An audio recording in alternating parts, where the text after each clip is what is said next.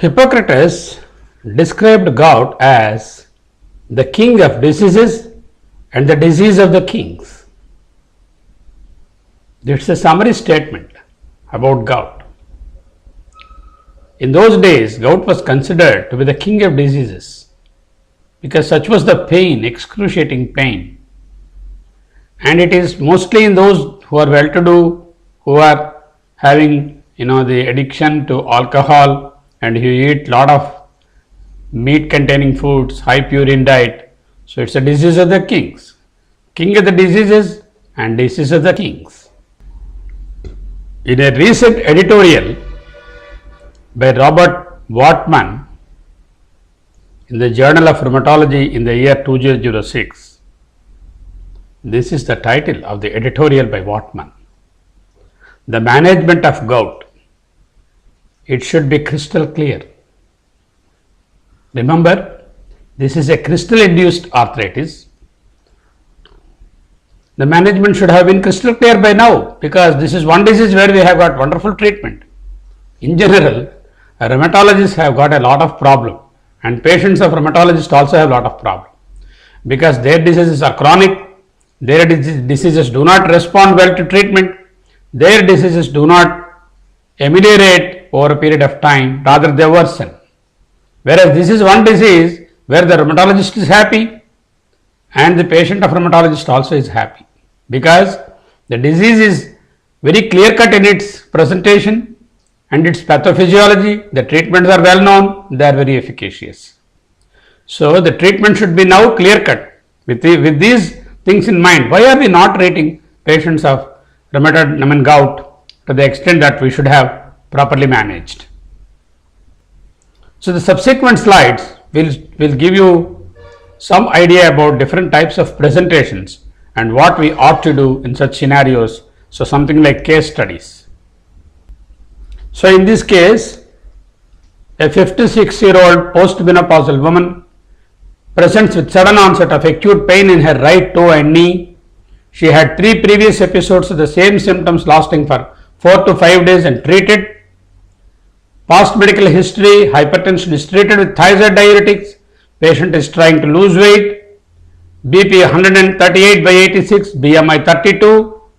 Physical examination remarkable for swollen and tender right great toe and knee. Uric acid is 8.3 milligrams per deciliter. Aspiration of her knee demonstrated WBC 15,000 total count and the presence of urate crystals in the joint fluid. So is it enough evidence to say it is an acute attack of gout? Yes. She has got monoarticular pain, particularly the toe pain, sudden onset, relief within 4 to 5 days, history of thiazide treatment, hyperuricemia in the blood, synovial fluid showing leukocytosis. Most importantly, it has demonstrated the urate crystals. So the diagnosis of acute gout in this patient over a chronic history is unremarkable. It's very clear cut. So treatment includes all of the following except one, there are 4 treatments listed here. Which of them should not be used in this patient? A. Starting allopurinol at 300 milligrams per day with NSAID for acute pain. Discuss risk factors for gout and that includes obesity. Continue with weight loss and switching the hypertension medication from thiazide to something else. Start colchicine at 0.6 milligrams BID and start uricosuric treatment in 4 weeks time. Start treatment for acute pain with NSAIDs but withhold uricosuric treatment. Which one should not be given? The question here is which one is an exception? Look here. Colchicine can be a drug for acute attacks and then uricosuric treatment after 4 weeks of starting the treatment for acute attack is okay, recommended, or starting treatment with NSAIDs is the first line and we will not give uricosuric drugs in the acute attack, that's also okay, and the patient is obese and hypertensive, we need to discuss with her about her obesity and hypertension, and the thiazide diuretics which she is taking, we need to change. All these are good practices, B, C and D. But look at the first one, starting uric acid lowering therapy with allopurinol for an acute attack of pain. This should not be done because there is no indication to start uric acid lowering therapy for acute attack, and it might precipitate or increase the acute nature of the disease. So the answer here is A. So the answer here is should not start allopurinol for the acute attack. We should allow the acute attack to subside after 4 weeks or so. Then we should think of starting either uricose-uric therapy or xanthine oxidase inhibitors. Case 2, a 50-year-old man with long-standing gouty arthritis. He had several attacks of gout per year treated by over-the-counter NSAIDs. The attacks have become more frequent now and the NSAIDs are not controlling the pain. He has hypertension for which he takes captopril and not a thiazide diuretic. Physical examination, BP 135/85, BMI 31, temperature is normal. Examination remarkable for a small effusion over the right knee and tophi noted over both the olecranons. Lab values, uric acid 7.5 milligrams per deciliter, ESR is raised, WBC count is normal. X-rays of his knees noted narrowing of the joint space with effusion. So what is he suffering from?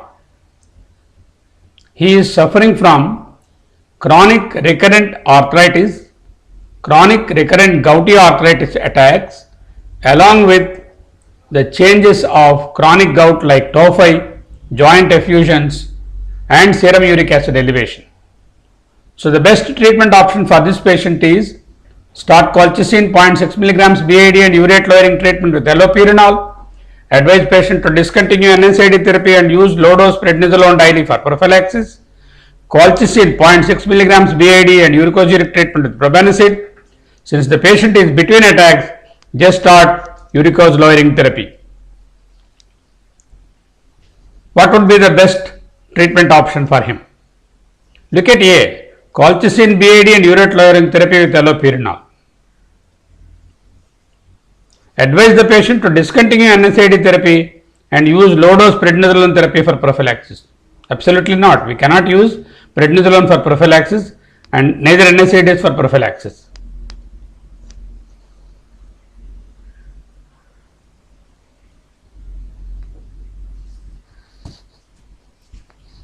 Colchicine 0.6 milligrams BID and uricose treatment with probenecid, and since the patient is between attacks, start urate lowering treatment. So for this patient who has got recurrent polyarthritis with evidence of chronic joint involvement in the form of synovitis and tophi, starting colchicine BID as prophylaxis and initiating uricose-uric treatment or urate lowering treatment with allopurinol will be the best option, because NSAIDs will not be prophylaxis, neither prednisolone. Colchicine BID and uricose-uric treatment with probenecid will not be effective because this patient we require to suppress the uric acid production using allopurinol and not treating with a milder drug like probenecid. Since the patient is in between attacks, just start urate lowering therapy, which should not be done because urate lowering therapy with allopurinol, whenever we start, it might precipitate an acute attack. He has already got history of acute attacks. So we need to give some prophylaxis with colchicine, and then also then along with that give allopurinol and not probenecid, because probenecid is a very mild drug which will not be able to prevent the further acute attacks. Case number 3, 60-year-old male with persistent gout despite taking allopurinol daily at 100 milligrams per day for the past 1 year. He has 20-year history of gout and was treated with NSAIDs for his acute flares.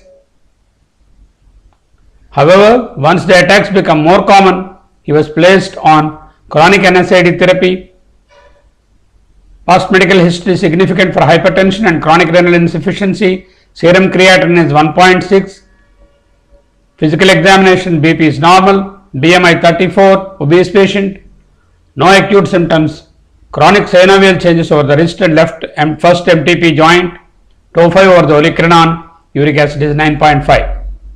So he is a patient who is getting recurrent attacks of gout in spite of allopurinol, and he has got tau 5, he has got synovial involvement, he has got the left first MTP joint involvement. Is a case of chronic gout. Superadded conditions are hypertension and renal insufficiency. His history of illness is quite long, 20 years, and the best treatment option for this patient is replace NSAIDs with prednisolone. Do not change allopurinol dose. Is that the right option? Continue to increase allopurinol despite his renal issues to a dose that keeps uric acid below 6 mg per deciliter and replace NSAIDs. Continue NSAID therapy for prophylaxis. Counsel patient long-term NSAID use, and hypertension can contribute to increasing renal disease. Discontinue all current medicines and replace with colchicine. None of the above. Obviously, we need to treat the patient, so none of the above is an option. Discontinuing the present medications and replacing with colchicine is not going to be helpful for prevention of future attacks and for chronic maintenance therapy. So D is out.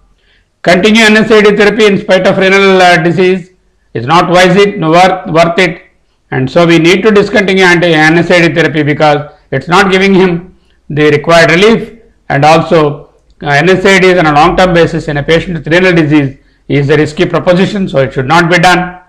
Replacing NSAIDs with prednisolone on a prophylactic basis or long-term basis is not good because patient is already hypertensive, having renal damage. Prednisolone would not be a choice in such a patient, and not increase the dose of allopurinol is not going to really help him. So the option that we are left with is to continue to increase the allopurinol dose from 100 milligrams, which is a milder dose, maybe 200, 300, up to 800 milligrams we can give. Since the patient has got renal failure, a dose of up to 400 milligrams should be tolerated by this patient.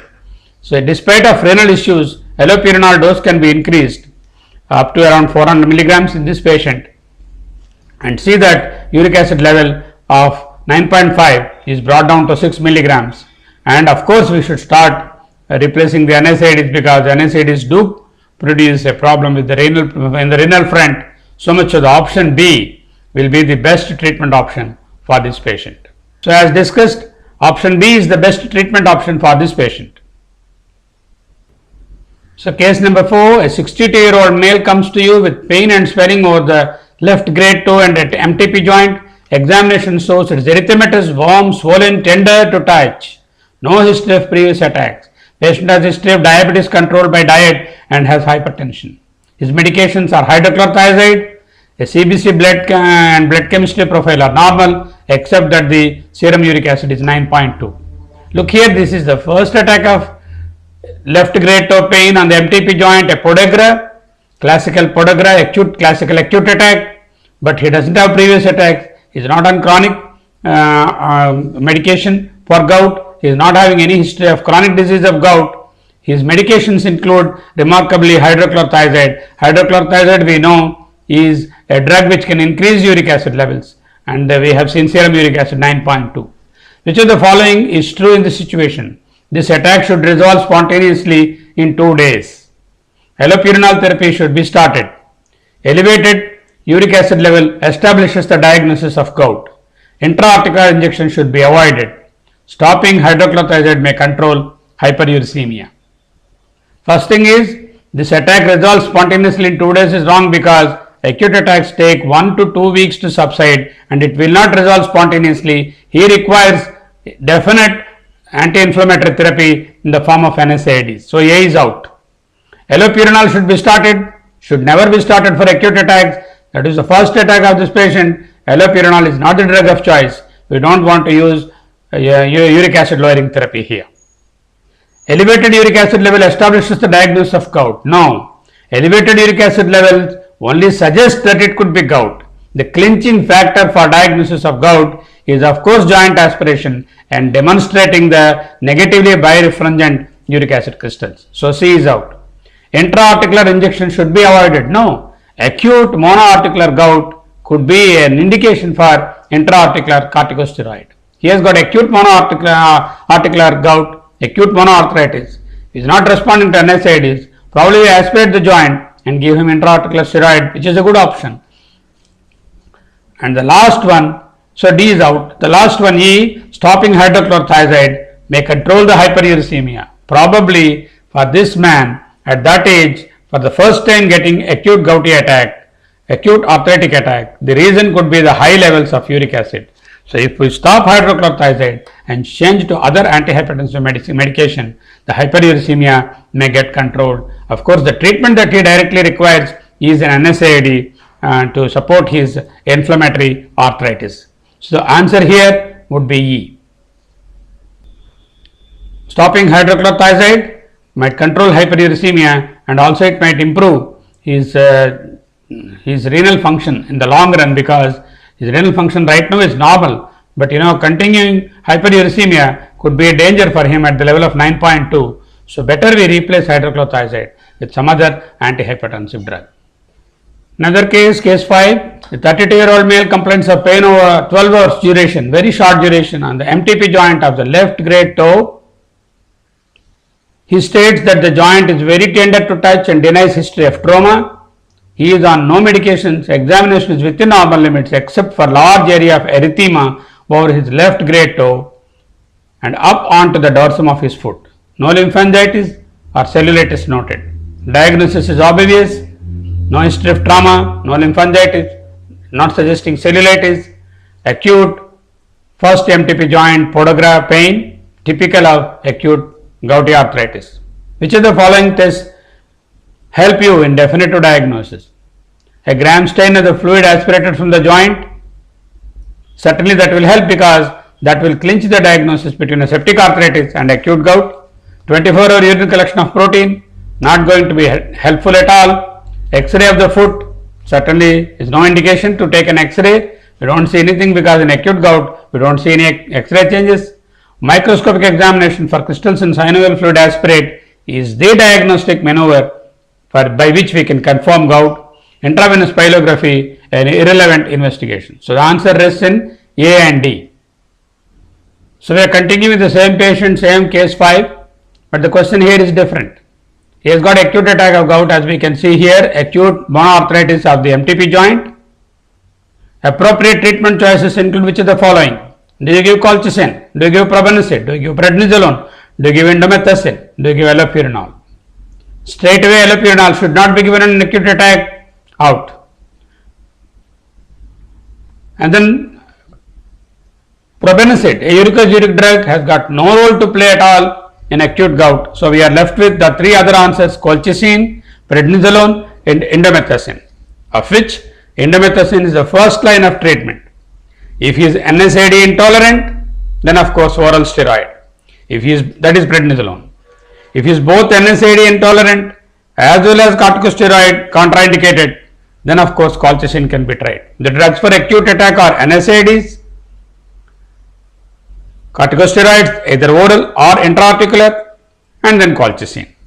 So all the 3 could be an answer. D, the first answer would be D, the second best answer could be C, and the third best option could be colchicine. That's what you see here: indomethacin, prednisolone and colchicine. Probenecid, uricosuric drug, should not be given in acute attack. Allopurinol, xanthine oxidase inhibitor, should not be used in acute attack. So the same patient with acute attack of gout with swollen first MTP joint, how would you establish the diagnosis? That is what we are asking. You are able to aspirate the synovial joint to establish the diagnosis of gout. Which of the following joint findings will establish the diagnosis of gout? Negatively birefringent needle-shaped crystals, positively birefringent needle-shaped crystals, snowball-like aggregate crystals, dumbbell and octahedron-shaped crystals. So we know that the uric acid crystals are needle-shaped, and they are under the polarizing light microscope. We have negatively birefringent needle-shaped crystals. The other 3 answers are wrong. The first answer, A, is the right answer. So that's what is right. Negatively birefringent needle-shaped crystals are the hallmark of the sine qua non of the diagnosis of gout. So my dear friends, with this discussion, we are now closing this particular CME on gout. I hope you had a good insight into the understanding of the pathophysiology, the clinical presentation, the different stages and the spectrum of manifestations of gout, along with the treatment of acute attack and the treatment of chronic gout using uricosuric therapy and uric acid lowering therapies with allopurinol and other drugs. And of course, the cases that we have given here also would have elucidated some of the important points that we should not use uricosuric drugs for acute attack and things like that. So with these few words, I am now closing this CME. Thank you so much for being attentive and then attending the CME. Thank you.